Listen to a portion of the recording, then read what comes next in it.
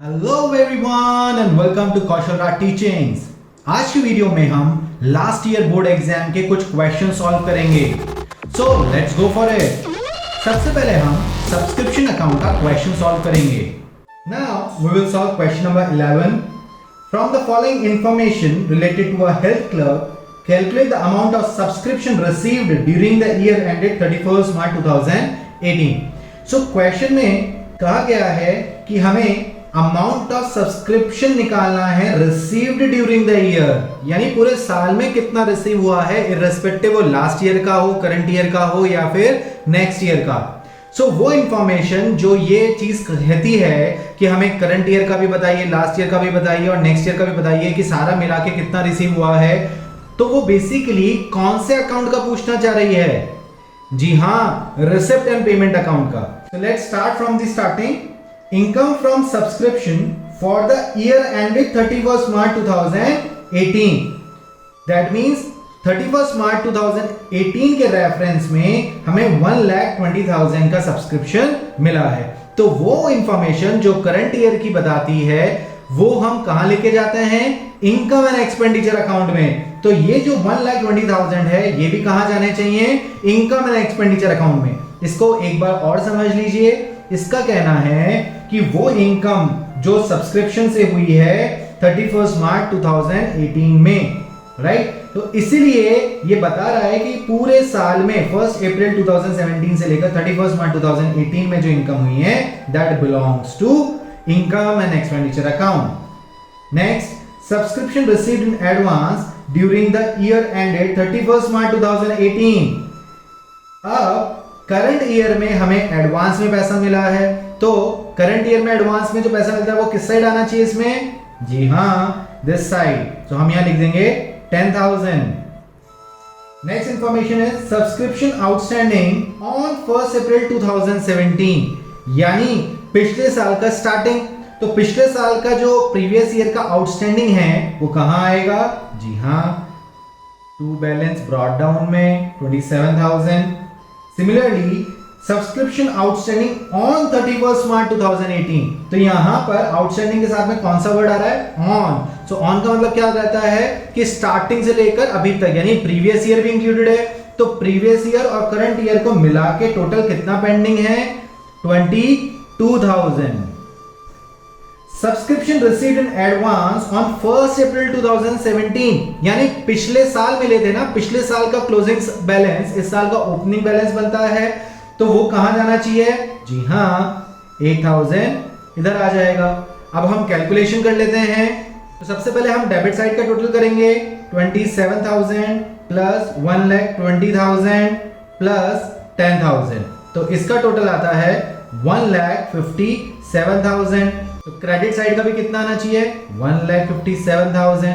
अब 1,50,000 में से हम माइनस करेंगे 8,000 माइनस 22,000। तो हमारा क्या बैलेंस आया? जी हाँ, 1,27,000। सो रिसिप्ट्स एंड पेमेंट अकाउंट में कितना बैलेंस आया होगा? जी हाँ, 1,27,000 का। So like this we have solved one question. Let's move to the another one. Now we will solve question number 42. The question is, from the following information, calculate the amount of subscription to be credited in the income and expenditure account of Bharat Sports Club for the year ending 31st March 2018. That means हमसे क्या पूछा जा रहा है कि ये बताइए income and expenditure side में कितना क्रेडिट होगा। That means यही इंफॉर्मेशन पूछी जा रही है ना, तो दोनों में डिफरेंस समझ में आया। इट इज नॉट नेसेसरीली कि हमसे हमेशा रिसिप्ट्स एंड पेमेंट अकाउंट ही पूछा जाएगा या फिर हमेशा इनकम एंड एक्सपेंडिचर अकाउंट पूछा जाएगा। अकॉर्डिंग टू द सिचुएशन हमें इंफॉर्मेशन फाइंड करनी होगी। आगे की इंफॉर्मेशन पढ़ते हैं। Advance subscription for the year ended 31 March 2017। यहां पर ये जो वर्ड लिखा है फॉर द ईयर एंडेड, ये बहुत इंपॉर्टेंट है। रीजन बिहाइंड इज कि ये हमें पर्टिकुलर ईयर की इंफॉर्मेशन दे रहा है। सो दैट मींस पिछले साल का प्रीवियस ईयर का एडवांस है ना, तो प्रीवियस ईयर का एडवांस कहां आता है? जी हाँ, क्रेडिट साइड। तो हम यहां लिख देंगे 8,000। और करंट ईयर का कहां आता है? जी हाँ, इधर। ठीक है, ये बहुत ही इंपॉर्टेंट बात है। कैसे, मैं आगे बताता हूं। आउटस्टैंडिंग सब्सक्रिप्शन, यानी पिछले साल का प्रीवियस ईयर का आउटस्टैंडिंग, तो कहां आना चाहिए प्रीवियस ईयर का आउटस्टैंडिंग, हियर 7000, और उसी तरह से यहां लिखा है 12500, तो यहां बाहर लिख दूं मैं 12500? जी नहीं। क्यों नहीं मैं कह रहा हूं, इसका कारण यह है कि आप ऊपर पढ़िए, इसमें लिखा है for the year ended 31 March 2018, यानी जो करंट ईयर है हमारा 2017-18, उसके 12,500 पेंडिंग है, पिछले साल के नहीं है। इसलिए ये जो 12,500 है इसको हम बाहर नहीं लिख सकते, क्योंकि यहां पर previous year and current year दोनों का टोटल आता है। तो अभी हम करंट ईयर का लिखेंगे 12,500। Then during the year the club received 1,20,000 as subscription, यानी पूरे साल में उनको 1,20,000 सब्सक्रिप्शन मिला, इररेस्पेक्टिव वो पिछले साल का भी हो सकता है, करंट ईयर का भी हो सकता है और नेक्स्ट ईयर का भी हो सकता है। तो ये इंफॉर्मेशन कहां जानी चाहिए? जी हाँ, रिसिप्ट एंड पेमेंट अकाउंट में। तो हम यहां लिख देंगे 1,20,000।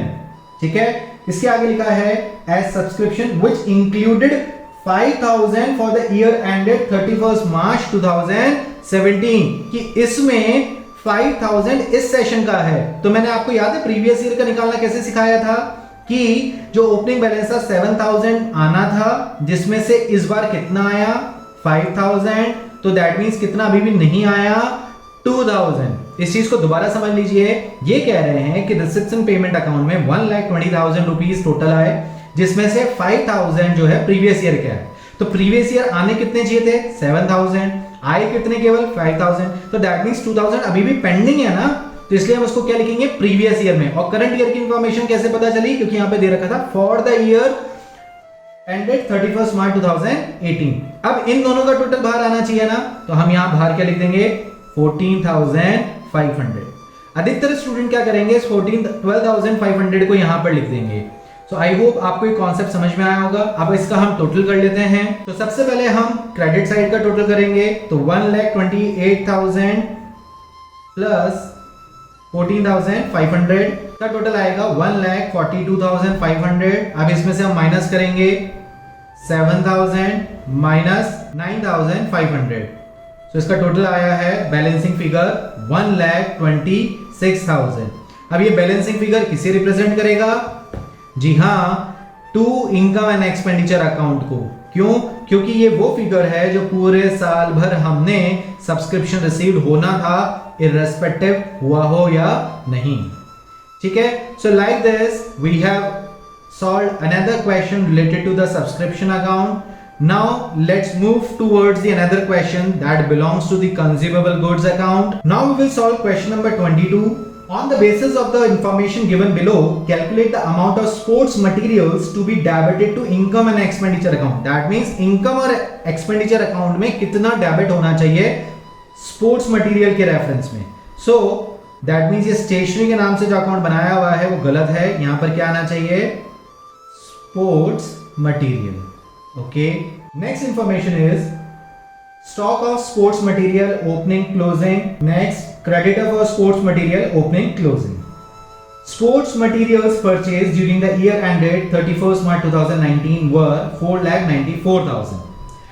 अब इस टाइप के क्वेश्चन में सबसे इंपॉर्टेंट पार्ट ये होता है कि हमें क्रेडिटर अकाउंट बनाने के लिए दो कंडीशन फुलफिल होना जरूरी है. नंबर 1, क्रेडिटर्स की इंफॉर्मेशन होनी चाहिए तो जो दे रखी है, एंड नंबर 2, हमें क्रेडिट परचेज की इंफॉर्मेशन नहीं होनी चाहिए.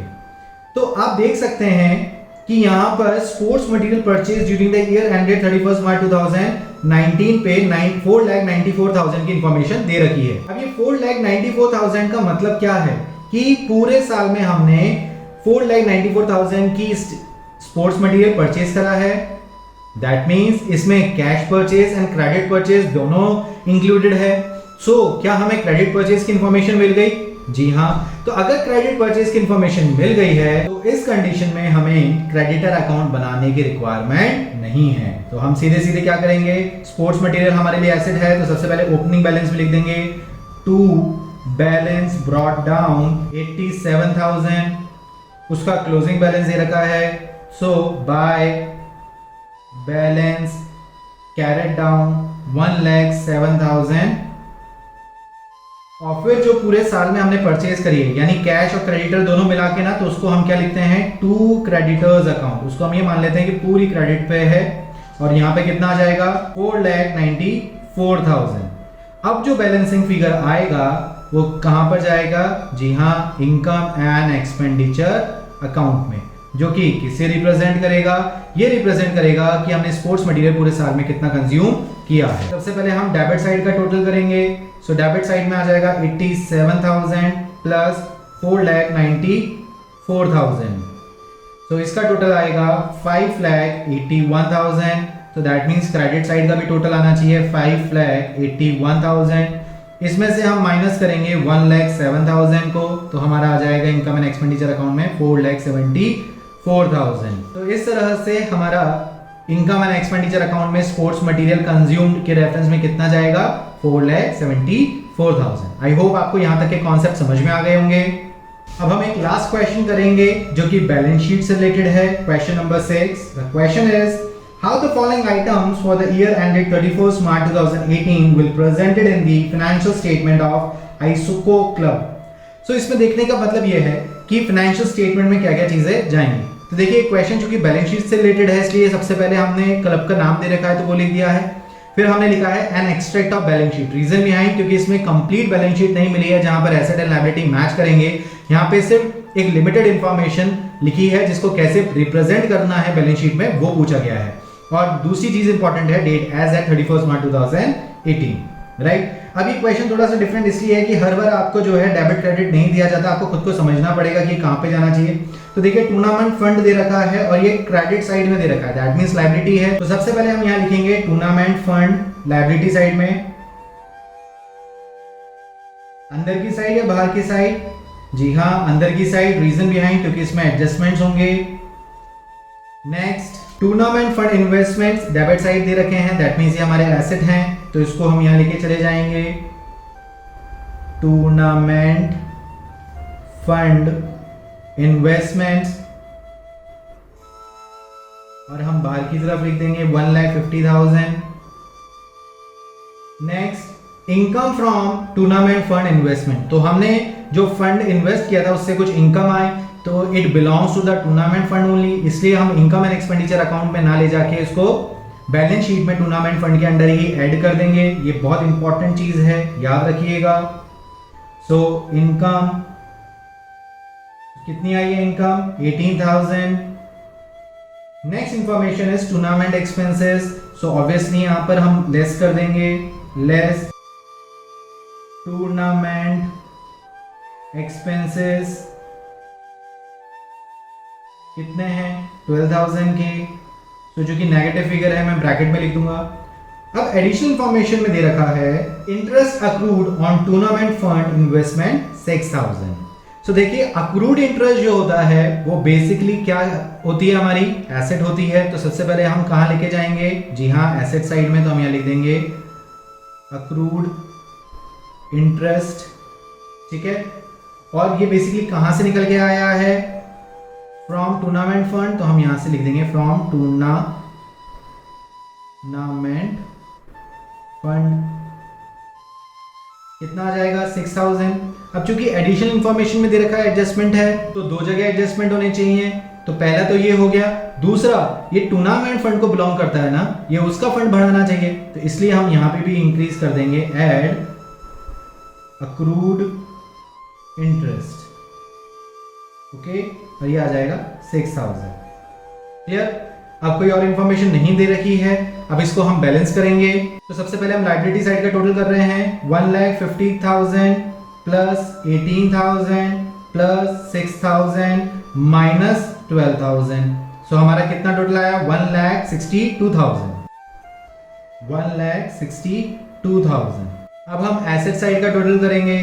सो टूर्नामेंट फंड 1,50,000 6,000 का टोटल करेंगे तो ये आ जाएगा 1,56,000। तो जैसा हमने स्टार्टिंग में बता दिया था ये दोनों मैच नहीं करेंगी क्योंकि ये एक्सट्रैक्ट है, बट इस तरह से इनकी पोस्टिंग की जाएगी। ये वाला क्वेश्चन भी सीबीएसई में 2019 में आया था। एनपीओ से रिलेटेड स्मॉल क्वेश्चंस कंप्लीट हो चुके हैं और जो बड़े क्वेश्चंस हैं वो हम पार्ट 10A एंड 10B में कवर कर चुके हैं। लास्ट में मैं आपको एक बात कहना चाहूंगा कि ऐसे वीडियोस आप कितने ही देख लीजिए, जब तक आप इन क्वेश्चंस को प्रैक्टिस नहीं करेंगे तब तक आपको अकाउंट्स के किसी भी चैप्टर में कॉन्फिडेंस नहीं आएगा। अगर आपने अभी तक प्रैक्टिस करना स्टार्ट नहीं किया है तो करना स्टार्ट कर दीजिए और नेक्स्ट चैप्टर से कोशिश करिएगा साथ के साथ रिलेटेड टॉपिक्स की प्रैक्टिस करते रहें। उससे आपको सब्जेक्ट पर अच्छा कमांड आएगा। जहाँ कहीं भी आपको प्रॉब्लम फेस होती है उससे आप कमेंट सेक्शन में मेंशन कर सकते हैं या फिर मेरे व्हाट्सएप नंबर पर ऑडियो मैसेज भी सेंड कर सकते हैं। इस चैनल का मोटिव मिशन 100 अचीव करना है। हम चाहते हैं कि बोर्ड एग्जाम में ज्यादातर बच्चे 100% मार्क्स स्कोर करें और उसके लिए एज अ टीचर हमें जो भी मेहनत करनी है वो हम करने के लिए तैयार हैं। जल्द ही हर संडे हमारा डाउट क्लियरिंग सेशन भी रहेगा जिसमें आप टॉपिक से रिलेटेड कोई भी डाउट हो तो उसे पूछ सकते हैं। अगर इन वीडियो से सच में आपको बहुत कुछ सीखने को मिला है तो लाइक बटन प्रेस कर हमें जरूर बताइएगा और कहीं कमी रह गई है तो वो भी कमेंट सेक्शन में जरूर मेंशन करिएगा। हम कोशिश करेंगे जेन्युइन प्रॉब्लम्स को ओवरकम करने की। Till then, stay tuned with us, keep smiling and happy learning. Bye bye.